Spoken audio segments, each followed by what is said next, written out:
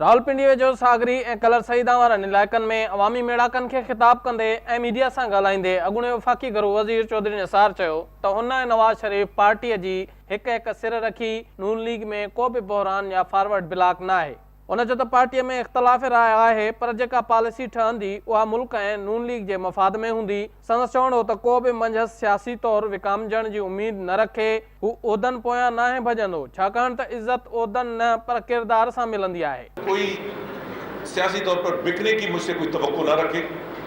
हाँ, बात करने की मुझे आदत है, जो मैं समझता हूँ सही है वो आपके सामने, मीडिया के सामने भी कहता हूँ और अपनी पार्टी लीडरशिप के सामने भी कहता हूँ।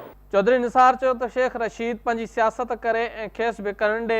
उन चयो त शेख रशीद कंहिं ग़लति फ़हमीअ में न रहे। हू मुशर्रफ ऐं ॿियनि दौरनि में संदसि सियासी वर्क खोले सघे थो।